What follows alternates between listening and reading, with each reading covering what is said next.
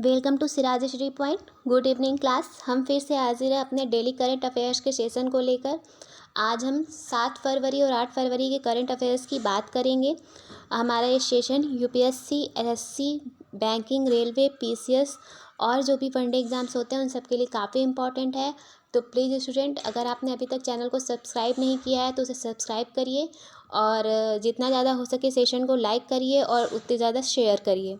ठीक है, तो स्टार्ट करते हैं हम आज के अपने पहले क्वेश्चन से। हमारा पहला क्वेश्चन है, इंग्लैंड की पहली रानी कौन थी। ठीक है, इंग्लैंड की पहली रानी कौन थी। जैसा कि सब जानते हैं कि इंग्लैंड जो है ऐसी कंट्री जहाँ पे मोनार्की चलती है, यानी कि वहाँ पे संसद तो है, मतलब संविधान है, संसद है, सब चीज़ है, बट वहाँ पे राजा का भी शासन अभी तक व्याप्त है। यानी कि हमें राजा के बेटा राजा जैसे जो एक सिस्टम चलता है, वहाँ पे गणतंत्र नहीं है। इवन उसकी जगह मोनार्की यानी कि राजा यानी कि राजसी शासन अभी भी विद्यमान है। तो वहाँ की अगर हम पहली रानी की बात करें तो मैरी टूडोर थी। ठीक है, वहाँ की पहली रानी मैरी टूडोर थी। मैरी टूडोर कौन थी? तो वो जो जॉर्ज पंचम की हम बात करते हैं, जिनके बारे में हमने जब वाला सेशन लिया था, क्या बोलते हैं, जिसमें हमने बताया था कि इंडिया गेट पे जो है सुभाष चंद्र बोस की प्रतिमा लगाई जा रही है, तो उसके पहले किसकी प्रतिमा वहाँ पे लगी थी? तो वो जॉर्ज पंचम की थी। तो ये जो जॉर्ज पंचम थे, वो जो पहले राजा थे, उनकी पत्नी थी, उनकी वाइफ थी मैरी टूडोर। ठीक है, जॉर्ज पंचम की। ठीक है, अब यहाँ पे हम बात करें कि हम ये मुद्दा यहाँ पे क्यों लाए हैं। ऑब्वियस सी बात है, अगर हमने ये क्वेश्चन यहाँ पे ऐड किया है तो ऑब्वियस सी बात है इसके पीछे कोई ना कोई रीज़न होगा। तो उसके पीछे रीज़न ये है, जो हमारी अभी करंट में वहाँ की क्वीन है इंग्लैंड की, जो हैं एलिज़ाबेथ द्वितीय, एलिज़ाबेथ सेकेंड जो है, उनकी उम्र जो है लगभग इस समय 95 ईयर्स हो गई है और उनको 70 साल हो गए हैं शासन करते हुए। ठीक है, 70 सालों से उनका शासन बना हुआ है। तो अब वो उनको ऐसा लग रहा है कि मे बी उनकी, क्योंकि हम 95 एज हो गई है, तो ऑब्वियस सी बात है उनकी डेथ हो सकती है, कभी भी हो सकती है। तो उन्होंने अपने आने वाले राजा रानी को घोषित किया है, उन्होंने आने वाले टाइम के राजा को घोषित किया है, जो प्रिंस चार्ल्स हैं। ठीक है, प्रिंस चार्ल्स को उन्होंने राजा के लिए, किंग के लिए नामित किया है। और उनकी जो वाइफ हैं कैमिला, उनको जो है क्वीन के लिए घोषित किया है। ठीक है, अब यहाँ पे अगर आप देखना चाहें तो ये आप यहाँ पे देख सकते हैं कि ये देखिए, जो यहाँ पे Camilla should be queen when prince Charles become king says queen Elizabeth second, ये सारे न्यूज़पेपर की कटिंग से आप देख सकते हैं। यहाँ पे बताया जा रहा है कि ब्रिटेन्स क्वीन एलिजाबेथ को 70 ईयर्स हो गए हैं काम करते हुए। ठीक है, ये कैमिला है। ठीक है, ये आप फोटो देख सकते हैं, ये कैमिला है और ये प्रिंस चार्ल्स हैं। ठीक है, इनकी वाइफ कैमिला और प्रिंस चार्ल्स जो अगले आने वाले राजा रानी होंगे। ये आप देख सकते हैं कि यहाँ पे कैसे सिस्टम चलता है। ठीक है, तो यहाँ पे अगर आप देखेंगे तो यहाँ पे देखिए, ये जॉर्ज पंचम थे, इनकी जो वाइफ थी मैरी टूडोर, जिनकी बारे में हम बात कर रहे हैं कि पहली रानी थी। उसके बाद किंग जॉर्ज सिक्स्थ आए थे। ठीक है, उसके बाद उनकी बेटी थी किंग जॉर्ज सिक्स्थ, और उनकी वाइफ की बेटी थी क्वीन एलिजाबेथ। ठीक है, एलिजाबेथ जो अभी जो करंट में महारानी है, एलिजाबेथ द्वितीय, और किंग जॉर्ज सिक्स्थ की वाइफ थी एलिजाबेथ। ठीक है, और उनकी जो बेटी थी वो एलिजाबेथ सेकेंड थी। एलिजाबेथ के जो बच्चे थे उसमें जो है यहाँ पे बात की जाए तो यहाँ पे जो अभी प्रिंस चार्ल्स हैं, उनकी 2 वाइफें थी। एक डायना करके थी, जिनकी एक रोड एक्सीडेंट में मृत्यु हो गई थी काफ़ी पहले, और अभी जो है वो कैमिला हैं। तो जो प्रिंस चार्ल्स की वाइफ है कैमिला, और वो दोनों मिलकर राजा रानी बनेंगे। जैसे कि आप देख सकते हैं, बेटे का बेटा और उसकी बेटी थी एलिजाबेथ, तो वो बनी थी 70 साल से जो राज कर रही थी। अब उनके बेटे प्रिंस चार्ल्स और कैमिला राजा रानी बनेंगे। अगर प्रिंस चार्ल्स के बाद जब ये बन जाएंगे तो उसके बाद प्रिंस विलियम, जो इनके बेटे हैं, वो बनेंगे। प्रिंस हैनरी, और प्रिंस हैनरी चूँकि वो राजगद्दी छोड़ चुके हैं, ठीक है, शादी की थी उन्होंने, तो वो अब नहीं बनेंगे, जिसकी वजह से प्रिंस विलियम बनेंगे। तो ये आप सिस्टम देख सकते हैं कि कैसे मोनार्की काम करती है। ठीक है, बाकी यहाँ पे आपने देख लिया। और बाकी इसके अलावा जो चीज़ें हैं कि जो हमारा जो रानी होती है उसका जो ताज होता है उसमें कोहिनूर लगा होता है। ये आप फोटो में देख सकते हैं, यहाँ पे कोहिनूर हीरा लगा होता है। कोहिनूर की खासियत ये है कि कोहिनूर को महाराजा रणजीत सिंह ने के द्वारा दिया गया था। तो कोहिनूर हीरा काफ़ी, मतलब ये माना जाता है कि कोहिनूर हीरा जिसके सर पे विद्यमान होता है, ये एक मतलब एक कहने की बातें हैं, अब कितनी सच्चाई है नहीं पता। बट ये कहते हैं कि जिसके सर पे लगा होता है वो लोगों पर राज करता है, वो काफ़ी टाइम तक राज करता है। तो जैसे कि आप देख सकते हैं ये चीज़। अब यहाँ पे चूँकि महारानी एलिज़ाबेथ द्वितीय ने जो है अपने अनाउंसमेंट की है कि अगली जो राजा रानी होंगे वो प्रिंस चार्ल्स और कैमिला होंगे। तो उनकी अगर डेथ की बात की जाए तो उनकी डेथ की बात की जा रही है, उनकी डेथ की बात की जाए तो उनकी डेथ अगर होती है तो क्या क्या चीज़ें होंगी। यहाँ पे बात ये है कि ये चीज़ उसमें आई है कि उसके बाद क्या क्या परिवर्तन होंगे, क्या क्या चीज़ें इंग्लैंड में होंगी जिसकी वजह से एक ये डिबेट का विषय बनता है। तो उस समय क्या चला जाएगा, ऑपरेशन, अगर उनकी डेथ होती है तो क्या चलेगा, ऑपरेशन लंदन ब्रिज। ठीक है, ऑपरेशन लंदन ब्रिज नाम से एक ऑपरेशन चलेगा लंदन ब्रिज के नाम से। तो वहीं जो नया प्रिंस बनेगा उसके लिए ऑपरेशन स्प्रिंग टाइड चलेगा किंग बनाने के लिए। ठीक है, ऑपरेशन स्प्रिंग टाइड बनेगा नया किंग बनाने के लिए। ऑपरेशन लंदन ब्रिज चलेगा उनकी डेथ पे। उनकी डेथ के बाद क्या क्या चेंजेस होंगे, तो उनकी डेथ के बाद कई चीज़ें बदल जाएंगी। जैसे कि आप देख सकते हैं कि यहाँ पे कई चीज़ें बदल जाएंगी। जैसे चूँकि जो इंग्लैंड की नोट होती है उस पे जो वहाँ की रानी होती है उसकी फ़ोटो छपी होती है। ठीक है, वहाँ का जो भी शासनकर्ता होता है, जो भी मोनार्की के तहत शासनकर्ता होता है। तो अभी तक क्या था, एलिजाबेथ द्वितीय की फ़ोटो छपी थी। अगर ऐसा होता है इन केस की उनकी मृत्यु हो जाती है तो जो नए नोट छापे जाएंगे उसमें जो है प्रिंस चार्ल्स की फ़ोटो छपेगी। तो ये भी हो सकता है कि पुराने जितने नोट हैं, जैसे हमारे देश में नोटबंदी हुई थी तो सारे नोट चलना बंद हो गए थे 1500 के। तो ऐसा हो सकता है कि आने वाले टाइम में अगर प्रिंस चार्ल्स बने तो जितने भी पुराने नोट हो वो सारे कैंसिल कर दिए जाएँ, यानी वो सारे मान्य ना हो। तो उससे ये भी हो सकता है कि काफ़ी वित्तीय संकट देखने को मिलेगा। ठीक है, इंग्लैंड को काफ़ी बड़ा वित्तीय संकट देखने को मिल सकता है अगर पुराने नोट बंद किए जाते हैं। अगर नहीं बंद किए जाते तो इसकी संभावना है। बाकी जो है 2 महीने का, लगभग 2 मंथ का राष्ट्रीय शोक घोषित किया जाएगा और उस राष्ट्रीय शोक के तहत कोई भी काम नहीं किए जाएंगे। बैंक्स बंद रहेंगे, स्कूल कॉलेजेस और सारी चीज़ें बंद रहेंगी। इवन बीबीसी भी बंद रहेगा, रेडियो भी बंद रहेगा।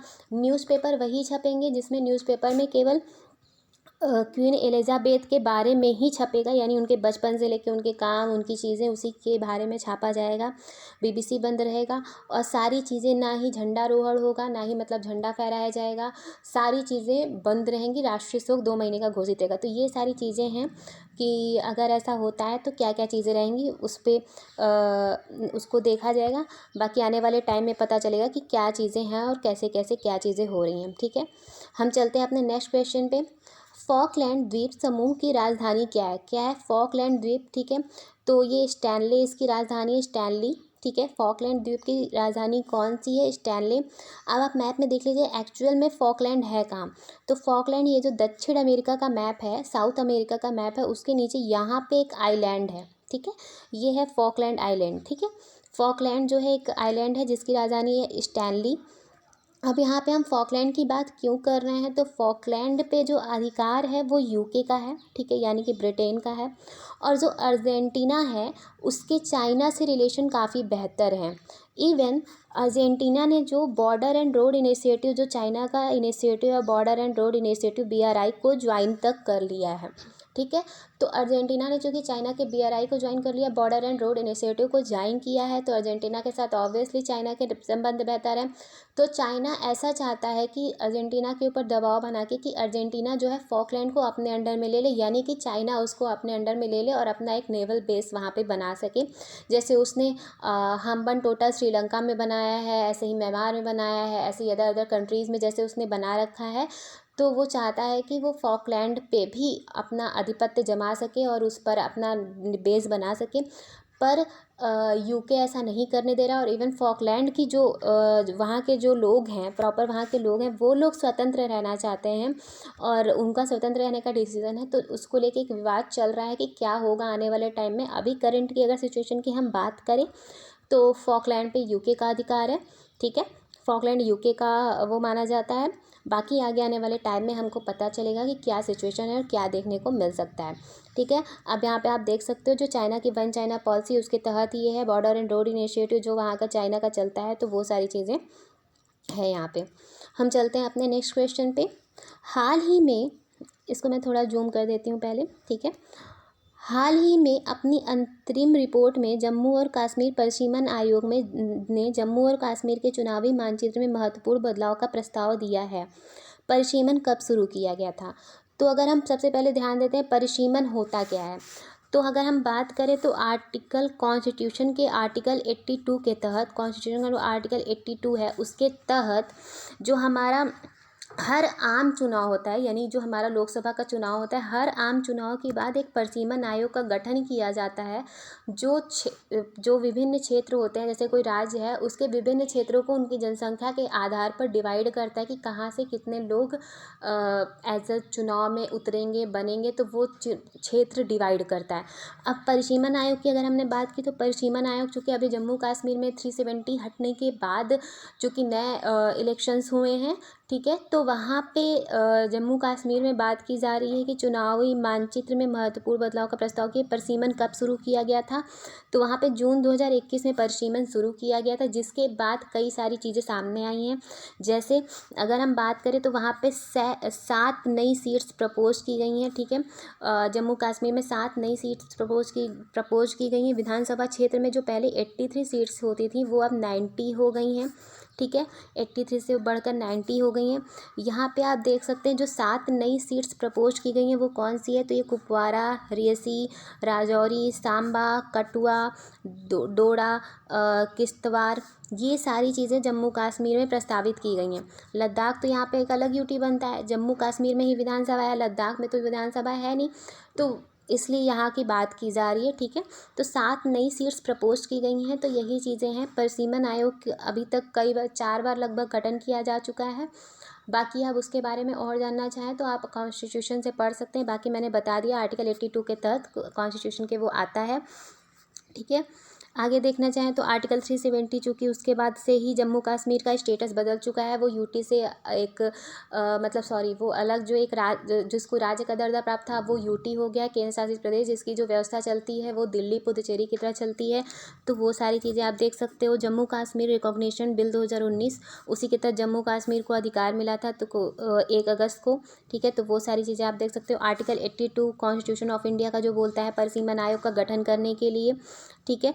और 170 जो है आर्टिकल उसका जो है वो भी बोलता है states also get divided into territorial constituencies as per delimitation act after every census. Once the act is in force the union government sets up a delimitation commission, ठीक है। तो ये सारी चीज़ें आप एक बार फिर से देख लीजिएगा। बाकी मैंने बता दिया जो इसमें इंपॉर्टेंट चीज़ें थी। बाकी हम चलते हैं अपने नेक्स्ट क्वेश्चन पे। हमारा नेक्स्ट क्वेश्चन है, हाल ही में कानून और न्याय मंत्री ने राज्यसभा को बताया कि केंद्र लोक प्रतिनिधित्व अधिनियम के किस अधिनियम में संशोधन करने की योजना नहीं बना रहा है, ठीक है। तो ये 1951 की बात है, ठीक है। ये जो लोक प्रतिनिधित्व अधिनियम की हम बात कर रहे हैं ये आरपीए एक्ट की बात कर रहे हैं, रिप्रेजेंटेशन ऑफ पीपुल एक्ट 1951, ठीक है। उसकी बात हम इसलिए कर रहे हैं, यहाँ पे इसके पीछे मुद्दा क्या है कि राज्यसभा को बताया गया कि आरपीए एक्ट में संशोधन नहीं किया जाएगा। तो ये मुद्दा इसलिए आया क्योंकि संसद में ऐसी बात उठी कि क्या जो है जो हमारा केंद्रीय रूप में यानी सेंट्रल गवर्नमेंट का जो हमारा इलेक्शन होता है, यानी कि हमारा जो अगर यहाँ पे हम ध्यान दें तो लोकसभा का जो इलेक्शन होता है, जो विधानसभा का इलेक्शन होता है और जो हमारा स्थानीय इलेक्शन होता है, यानी कि हमारा नगर पालिका और पंचायती राज का इलेक्शन होता है 73rd और 74th अमेंडमेंट के द्वारा जो हमारा होता है, जो 10वीं 11वीं 12वीं अनुसूची में दिया है। ये तीनों इलेक्शन क्या एक साथ होने चाहिए, तो इसको लेके हमेशा से कई समितियों ने अपने अलग अलग व्यूज़ दिए हैं। कई लोग कहते हैं कि ये काफ़ी प्रॉफिटेबल होगा क्योंकि इससे पैसे सेव होंगे, एक बार में सारी जगह इलेक्शन हो पाएगा, क्योंकि ऑब्वियसली 5 साल के अंदर कभी किसी राज्य में इलेक्शन हो रहा होता है, कभी किसी राज्य में, कभी लोकसभा का इलेक्शन होता है। इस समय विधानसभा का जैसे 5 जगह होने वाला है, यूपी में भी होने वाला है, फिर स्थानीय रूप में अलग अलग होता रहता है, कहीं पंचायत का, कहीं नगर पालिका का, कहीं किसी चीज़ का। तो इसके कई सारे व्यूज़ हैं, बट अगर इसके कॉन्सिक्वेंसेस देखा जाए, यानी कि अगर इसके निगेटिव्स देखा जाए तो इसके निगेटिव्स ये भी सामने आते हैं कि अगर ये तीनों चुनाव एक साथ किए गए तो जो हमारा एक फेडरल स्ट्रक्चर का जो हम बात करते हैं कि हमारा फेडरल स्ट्रक्चर है और हमारा आधारभूत सिद्धांतों की बात करते हैं, तो आधारभूत सिद्धांत के तहत जो हमारा ये है जो हमारा लोकतांत्रिक विकेंद्रीकरण की हम बात करते हैं, ठीक है, लोकतांत्रिक विकेंद्रीकरण यानी कि सबका उसमें सम्मिलित हो, सारे ऊपर से लेकर नीचे तक सभी लोगों का समामेलन हो संविधान में, यानी कि नियमों को बनाने में, लोकतंत्र में सभी लोग शामिल हों। तो जो हमारा लोकतांत्रिक विकेंद्रीकरण की बात करते हैं तो ऐसा हो सकता है कि जो हमारा लोकसभा का चुनाव है उसको ज़्यादा तवज्जो दिया जाए, या फिर अगर लोकसभा में कोई एक पार्टी बनती है तो वही पार्टी विधानसभा में भी बन जाए, क्योंकि जैसे मान लीजिए मोदी जी हमारे प्रधानमंत्री जी हैं जो हैं वो खड़े हैं इलेक्शन में, तो उनको देख के लोग स्टेट में भी उन्हीं को वोट दें, स्थानीय स्वशासन में भी उसी हिसाब से उस पार्टी को वोट जाए। तो एक ज़रूरी नहीं है कि लोगों के बीच में क्लैरिफिकेशन हो कि कौन हमारा काम कर सकता है। अब मान लीजिए कि मोदी जी अगर काम कर रहे हैं सेंट्रल के बेस पे कि इंटरनेशनल रिलेशन को सुधारने के लिए, या फिर किसी बड़े काम के लिए लोगों के साथ अलग अलग देशों के साथ दौरा कर रहे हैं, बैठक कर रहे हैं, तो वो जाके स्थानीय रूप से किसी जगह की सड़क नहीं बनवाएंगे, बिजली नहीं बनवाएंगे, पानी नहीं देंगे, पुल नहीं बनवाएंगे, तो वो ये सारे काम नहीं करेंगे। तो ऑब्वियस सी बात है कि यहाँ पे हमें समझना होगा कि अलग अलग लेवल पे जो हमारी सिस्टम बनाया गया है, कि लोकतांत्रिक विकेंद्रीकरण की हम बात करते हैं, एक केंद्र प्रायोजित योजना की बात करते हैं, हम जो बात करते हैं कि हमारा स्थानीय स्वशासन की बात करते हैं, तो अलग अलग लेवल पे सबको अपने अपने अधिकार दिए गए हैं, और वो अधिकार उसी लेवल पे पूरे होने चाहिए उन्हीं लोगों के द्वारा। तो अगर हम एक साथ चुनाव कराते हैं तो हो सकता है कि जो हमारे निचले तबके के लोग हैं, जिनको हम एक नगर पालिका और पंचायती राज में हम बात करते हैं, जैसे 1/3 महिलाओं को आरक्षण देने की बात करते हैं, तो वो सारी चीज़ें इम्प्लीमेंट ना हो पाएँ। जो हमारे हाशिए पे व्याप्त लोग हैं, जो हमारे निचले तबके के लोग हैं, उनको एक उनका अधिकार पूरी तरह से ना मिल पाए तो बेहतर काम नहीं हो पाएगा, ऐसा मतलब हो सकता है, जिसकी वजह से इसको एक कहा गया है कि एक साथ चुनाव कराना सही साबित नहीं होगा। अगर हम यहाँ पे बात करें कि लोकसभा और विधानसभा के चुनाव कौन कराता है, तो ये राष्ट्रीय निर्वाचन आयोग कराता है, ठीक है, राष्ट्रीय निर्वाचन आयोग कराता है हमारा, ठीक है, आर्टिकल 324 के तहत। और अगर हम स्थानीय स्वशासन की बात करें तो ये हमारा राज्य निर्वाचन आयोग कराता है, ठीक है, राष्ट्रीय निर्वाचन आयोग यानी नेशनल इलेक्शन कमीशन। और अगर हम स्थानीय की बात करें तो राज्य निर्वाचन आयोग इसका इलेक्शन कराता है। तो अगर एक साथ इलेक्शन होगा तो ये भी हो सकता है कि हम एक ही संस्था पे ज़्यादा से ज़्यादा बर्डन आ जाए और वो उस तरह से चीज़ें मैनेज ना कर पाए। जो मतदाताओं की लिस्ट बनाई जाती है, हर चीज़ की लिस्ट बनाई जाती है, वो चीज़ें सही से ना हो पाए। पर हाँ, इसके at the same time positives भी हैं कि जो हमेशा एक टाइम पे जैसे हर हमेशा 5 साल में कई बार जो ये इलेक्शन का चलता रहता है, आचार संहिता लागू होती है, कई नीतियाँ नहीं लागू हो पाती हैं, तो वो सारी चीज़ों से बचा जा सकता है अगर एक साथ चुनाव करवाया जाए। पैसा कम खर्चा होगा, ठीक है, और जो एक माहौल बना रहता है वो भी कम खर्चा होगा, लोगों में अवेयरनेस आएगी, तो वो सारी चीज़ें भी इसके पॉजिटिव्स हो सकते हैं। बाकी हम दोनों चीज़ों के अगर एक बैलेंस की बात करें तो ये सही भी है, नहीं भी है, ये एक सॉल्यूशन हो सकता है कि लोकसभा और विधानसभा का चुनाव एक साथ कराया जाए। परंतु स्थानीय स्वशासन की, जैसे हम पंचायती राज की बात करते हैं, नगर पालिका की बात करते हैं 11वीं 12वीं अनुसूची के तहत, तो उनका चुनाव अलग तरीके से कराया जाए, उनका चुनाव अलग कराया जाए, लोकसभा विधानसभा के साथ ना कराया जाए, ये भी एक सॉल्यूशन हो सकता है। बाकी ये हमारे व्यू हैं, बाकी आपके जो व्यू हैं प्लीज़ आप अपने कमेंट बॉक्स में पिन करें। और प्लीज़ अगर आपको सेशन समझ में आ रहा है तो और आपको सेशन अच्छा लग रहा है तो उसे ज़्यादा से ज़्यादा शेयर करें और लाइक करें। चलते हैं हम अपने नेक्स्ट क्वेश्चन पे।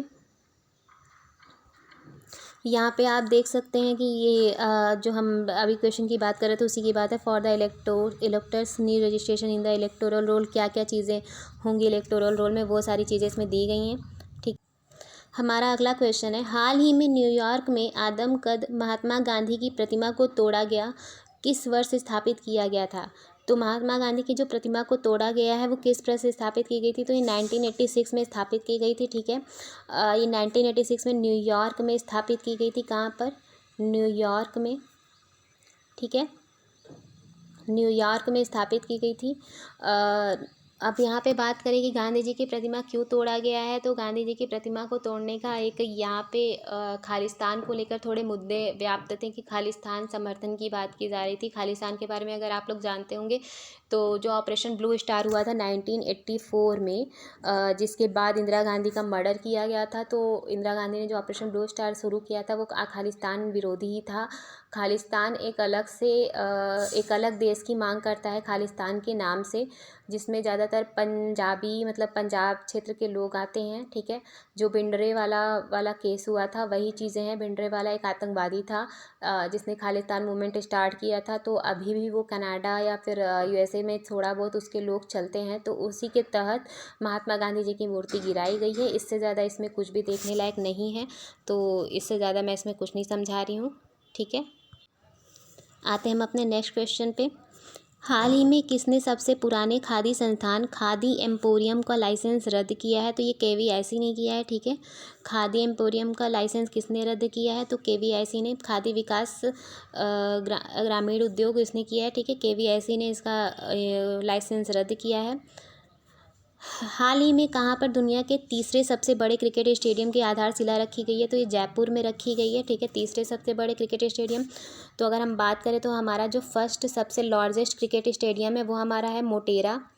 ठीक है, मोटेरा अहमदाबाद में, जिसे नरेंद्र मोदी स्टेडियम भी कहा जाता है। ठीक है, नरेंद्र मोदी स्टेडियम भी कहा जाता है, जहाँ पे अगर आपको याद हो तो डोनाल्ड ट्रंप जी आए थे जब इंडिया, तो वहीं पे उनको ले जाया गया था। ठीक है, वहीं से उन्होंने संबोधन दिया था।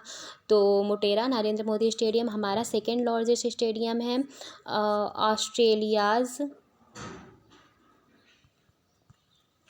Australia's Melbourne. ठीक है, ऑस्ट्रेलियाज मेलबर्न क्रिकेट स्टेडियम। ठीक है, ये हमारा सेकेंड लार्जेस्ट स्टेडियम है।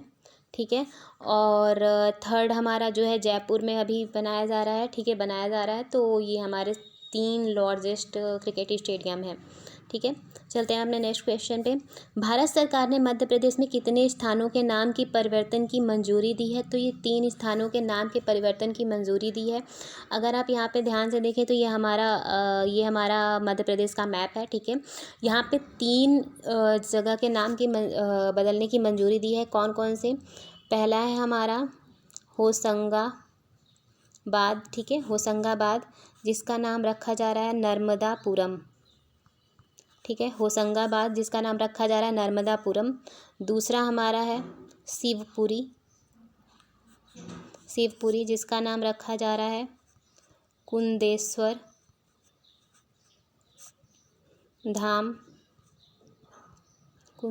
धाम। ठीक है, तीसरा है हमारा बाबई, जिसका नाम रखा जा रहा है माखन नगर। ठीक है, तो इस तरह का क्वेश्चन पूछता है कि नया नामकरण जो किया जाता है, चेंज किया जाता है, तो उससे रिलेटेड क्वेश्चन पूछता है। खासकर जो आपके स्टेट पीसीएस के एग्जाम्स होते हैं, एमपी पीसीएस या फिर स्टेट के जो वनडे एग्जाम्स होते हैं, उसमें भी पूछा जाता है। तो ये चीज़ आप ध्यान देके एक बार, खासकर एमपी वाले ज़रूर ध्यान देके याद करिएगा। ठीक है, होशंगाबाद का नाम नर्मदापुरम रखा गया है, शिवपुरी का कुंदेश्वर धाम, और बारबर का जो है माखन नगर। ठीक, चलते हैं हम अपने नेक्स्ट क्वेश्चन पे। 2022-23 के केंद्रीय बजट में वित्त मंत्री ने अगले 3 वर्षों में कितनी नई वंदे भारत ट्रेनों के विकास और निर्माण का प्रस्ताव रखा है? तो ये 400 नई वंदे भारत ट्रेनों का निर्माण का प्रस्ताव रखा गया है। ये हमारे बजट जो हमारा अभी आया था 2022-23, उसमें अनाउंसमेंट किया गया था कि 400 नई वंदे भारत एक्सप्रेस बनाई जाएंगी। ठीक है, ये आप देख सकते हैं वंदे भारत एक्सप्रेस के बारे में कि इसका जो ड्यूरेशन होता है 8 आवर्स का होता है, 160 किलोमीटर प्रति घंटे की स्पीड से चलती है। ठीक है, डिस्टेंस जो है 752 किलोमीटर तय कर सकती है। तो बाकी सारी चीज़ें इसके अंदर का कोचेज ऐसे होते हैं, तो बाकी सारी चीज़ें आप देख सकते हो। चलते हैं अपने नेक्स्ट क्वेश्चन पे। इंडियन ऑयल ने किसे हाल में रिफाइनरियों के निदेशक के रूप में नियुक्त किया है? तो इंडियन ऑयल ने हाल ही में शुक्ला मिस्त्री जी को रिफाइनरी के निदेशक के रूप में नियुक्त किया है। ठीक है, तो ये क्या है? शुक्ला मिस्त्री जी। हाल ही में भीमराव अंबेडकर की धर्मपत्नी की जयंती मनाई गई है, उनका नाम क्या है? तो भीमराव अंबेडकर की पत्नी का नाम था रमाबाई अंबेडकर। इनका पूरा नाम था रमाबाई भीमराव अंबेडकर। अगर हम इनके बारे में बात करें तो इनका जन्म 1897 में हुआ था। इनकी मृत्यु हुई थी 1935 में। इनका पूरा नाम था रमाबाई भीमराव अंबेडकर, और ये एक सशक्त महिला थी, समाज सुधारक भी थी। और कहते हैं कि अंबेडकर जी के काम करने के पीछे, जो वो बाहर जाके इतनी उन्होंने पढ़ाई की, जो इतना बड़े बड़े काम किए, उसके पीछे इनकी समझ और इनकी एक होता नहीं, एक समर्पण की बात और एक सहारा, मतलब एक समझने चीज़ों की बात की समझ, अगर कहा जाए कि किसका हाथ था, तो इनका बहुत बड़ा हाथ था उनकी सफलता के पीछे, उनके काम के पीछे। आप अगर रमाबाई भीमराव अंबेडकर जी के बारे में कुछ जानना चाहते हैं तो आप इसमें से और चीज़ें पढ़ सकते हैं। ठीक है, चलते हैं हम अपने नेक्स्ट क्वेश्चन पे। महिला जननांग विकृति के लिए शून्य सहिष्णुता का अंतर्राष्ट्रीय दिवस किस दिन मनाया गया है?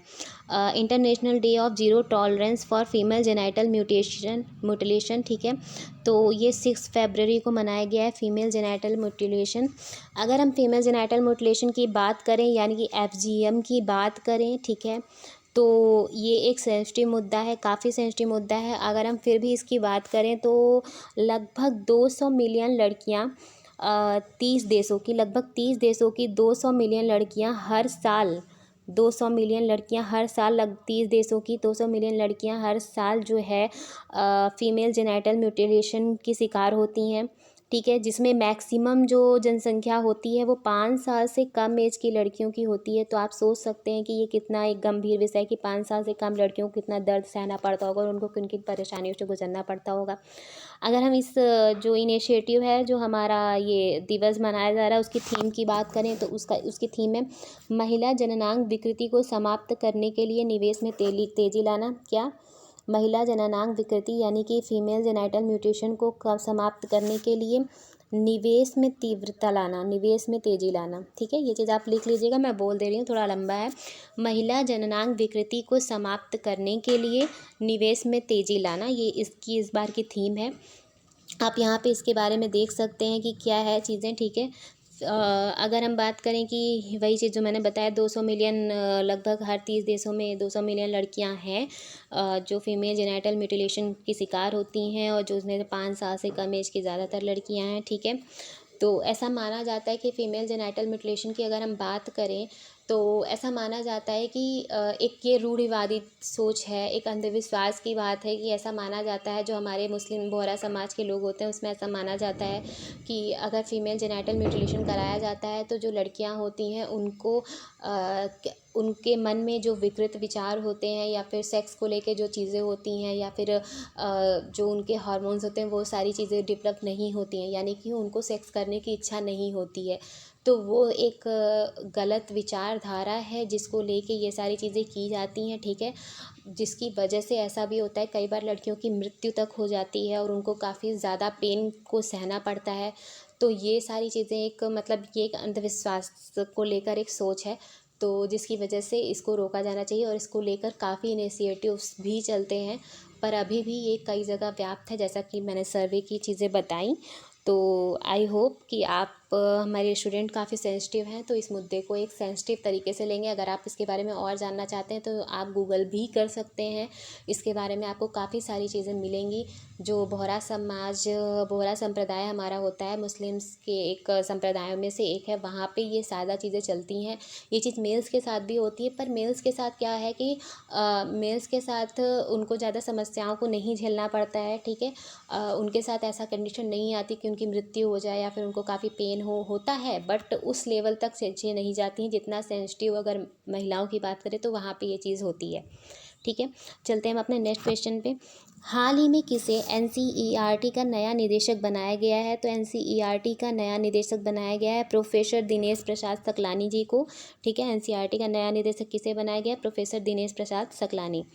किस राज्य सरकार ने open air classroom program Paray शिक्षालय launch किया है? तो which state government has launch the open air classroom program Paray Shikshalaya? तो ये वेस्ट बंगाल द्वारा लॉन्च किया गया है, परय शिक्षालय वेस्ट बंगाल द्वारा ओपन एयर क्लासरूम प्रोग्राम। इसका जो इनिशिएटिव है ये क्लास 1 से 7 तक के बच्चों के लिए क्लास से स्टार्ट की जाएगी। ये मेन चूँकि कोविड की वजह से जो बच्चों की पढ़ाई में स्कूल ड्रॉबैक हुआ है, जिन बच्चों की पढ़ाई छूट गई है उनको मेन इनिशिएटिव है कि उनको पढ़ाई से जोड़ा जाए, ठीक है। उनको पढ़ाई से जोड़ा जाए जिनको कोविड की वजह से समस्याएं झेलनी पड़ी हैं। तो 1 से 7 क्लास तक के लिए लोगों के लिए प्री नर्सरी और नर्सरी भी इसमें ऐड रहेगा। बाकी इसमें मिड डे मील स्कीम, यानी कि जो हमारा जो बीच में जो मिड डे मील स्कीम जो हमारी चलती है, मध्य अवकाश योजना, मतलब सॉरी मुझे इसकी हिंदी नहीं याद आ रही। मिड डे मील जो योजना चलती है उसके तहत खाना यानी कि भोजन भी प्रोवाइड किया जाएगा। तो वो सारी चीज़ें हैं जिसकी वजह से ये परय शिक्षालय योजना लॉन्च की गई है वेस्ट बंगाल के द्वारा, ठीक है। स्टूडेंट्स, हमारे आज का सारे क्वेश्चन समाप्त होते हैं। अगर आपको सेशन अच्छा लगा हो और आपको हमारे मुद्दे अच्छे लगते हैं तो प्लीज़ इस क्लास को ज़्यादा से ज़्यादा लाइक करिए और शेयर करिए। अगर आपने चैनल को सब्सक्राइब नहीं किया है तो उसे सब्सक्राइब भी करिए, क्योंकि हम देख रहे हैं कि हमारे व्यूवर्स कम होते जा रहे हैं। तो प्लीज़ मैं कहूँगी कि प्लीज़ कंटिन्यू बने रहिए। भले ही ये क्लास डेली आती, आधे घंटे आपको देने पड़ते हैं, पर ट्रस्ट मी कि आपका ये जो क्लास है ये आपके एग्ज़ाम में काफ़ी फ़ायदेमंद साबित होगी। तो प्लीज़ हमारे साथ कंटिन्यू बने रहें, और जैसे हम मेहनत कर रहे हैं तो हम आपसे थोड़ा सा एक्सपेक्ट करते हैं कि आप भी हमारे साथ थोड़ी सी मेहनत करें, ज़्यादा नहीं। बस जो हम कंटेंट दे रहे हैं उसको पढ़ें, और हो सके तो उसकी एक शॉर्ट नोट्स बनाएं जो आपके एग्ज़ाम में काफ़ी प्रॉफिटेबल होगी। तो आई होप कि आप ये चीज़ समझेंगे, क्योंकि स्टूडेंट्स अगर आप एग्ज़ाम्स की तैयारी कर रहे हैं तो आई होप कि आप अपने एग्ज़ाम्स को लेकर काफ़ी सीरियस होंगे। तो अगर आप सीरियस हैं तो प्लीज़ चीज़ें को ध्यान दीजिए। बाकी और मुझे कुछ नहीं कहना है। बाकी थैंक यू सो मच। आज का हमारा सेशन यहीं ख़त्म होता है। Thank you.